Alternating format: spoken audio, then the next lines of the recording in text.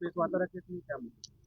आज मानवाधिकार दिवस है और मानवाधिकार के दिवस पर आज देश मानवाधिकार दिवस जहां एक तरफ मना रहा है, वहां पर दूसरी तरफ छत्तीसगढ़ को मानवाधिकार उल्लंघन का एक गढ़ बनाने की कोशिश की जा रही है और उसी मानवाधिकार के उल्लंघनों की सुरक्षा हो सके उसके लिए आम आदमी पार्टी ने एक जांच दल बनाया था। मेरा जो खदान वाला मसला सामने निकल के आया और कल आम आदमी पार्टी वहां पे जांच दल के लिए जांच करने गई थी, सब लोगों से मुलाकात करी और जो स्थितियां हमने पाई है कि कोई भी गांव वाला अपनी 1 इंच भी भूमि देने को तैयार नहीं है। उनका एक ही कहना है कि हमने ग्राम सभा से विशेष ग्राम सभा बुला के समय समय पर परिस्थितियों को बताया है सरकार को और हमने सीधा बोला है कि हमारी कोई सहमति हमने नहीं दी गई। बावजूद इसके दमन के आधार पर, तानाशाही के आधार पर वहां पर जो उनकी खेतीहर उपजाऊ भूमि है किसानों की, वो जबरदस्ती उनसे छीनी जा रही है।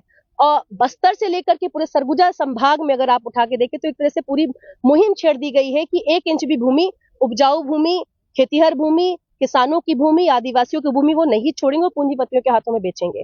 तो इसी बात को लेकर के आज हमने वो जांच दल अपनी रिपोर्ट जो है प्रदेश में सौंपने वाला है और उसी को लेकर ये प्रेस वार्ता है कि हम एक ही मांग कर रहे हैं कि जितनी एफआईआर हुई हैं उनको अविलंब वापस लिया जाए, गिरफ्तारियां ना हो किसी प्रकार की और जो किसान है उनकी बात सुनी जाए कि वो क्या कहना चाह रहे हैं। बिना सहमति के आपके घर में घुस करके और कह दिया जाए कि नहीं ये जमीन तो अब हम सरकार ले लेगी, ये तरीका नहीं है। जब वहां पर 5वीं अनुसूचित का क्षेत्र है तो ग्राम सभा ने क्या बोला, लोगों ने क्या बोला, उनकी सहमति के बिना 3 फसली जो भूमि है वो ले लेना ये थोड़ा पूरी तरह से अन्याय है। उसी के लिए आम आदमी पार्टी गांव के लोग, जो परसोड़ी कला के गांव के पीड़ित लोग हैं, उनके साथ कंधे से कंधा मिला के खड़ी हुई है। अगर एफआईआर रद्द नहीं होता है तो आप लोग आगे क्या? हमारा एक ही रास्ता है। देखिए, हमने गांव में भी ये बात बोली, अगर गांव के लोग कह रहे हैं कि हम आंदोलनरत, हम 1 इंच भूमि नहीं देंगे, उनका एक स्पष्ट एक जवाब है, हम 1 इंच भूमि नहीं देंगे।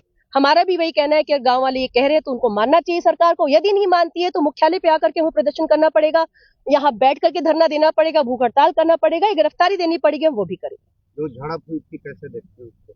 देखिए, झड़प तो ऐसे है कि आप निहत्थे गांव, आपने किसको भिड़ा दिया है? इधर भी आपके ही लोग हैं, उधर भी आपके लोग हैं। सरकार बढ़िया मजे ले रही है। अडानी को मजे देने के लिए वो तस्वीर देख लीजिए आप जरा, जो आज चल रही है। एक तरफ रमन जी बैठे हैं और एक तरफ विष्णुदेव साय बैठे हैं।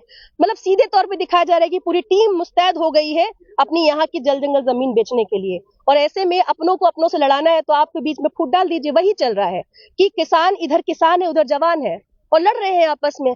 और वहां पर जो मारपीट हुई है उसमें ऐसा नहीं है कि सिर्फ जवानों को अगर चोटें आई हैं तो गांव वालों को भी चोटें आई हैं। दोनों को ही नहीं होना चाहिए, दोनों के साथ हम खड़े हैं।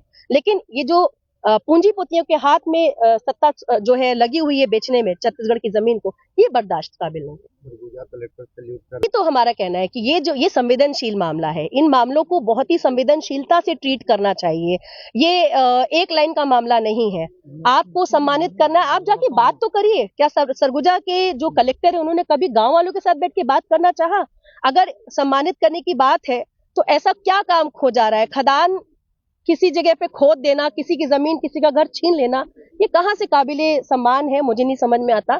और अगर सम्मान की बात है तो जा करके पहले गांव वालों से बात करिए और बात करने के बाद वो जो 150 महिलाएं जिन पे आप एफआईआर दर्ज करके आए हैं, फिर उनको भी सम्मान, अगर सम्मान खेलना है तो ऐसे खेलिए आप। और सम्मान किस बात का है जब छत्तीसगढ़ का आज मानवाधिकार के दिवस के अवसर पर लगातार हमारे यहाँ के लोग जो है गोली खा रहे हैं, लाठी खा रहे हैं, मुकदमे झेल रहे हैं, तो अब देख लीजिए किसका सम्मान और कैसा सम्मान।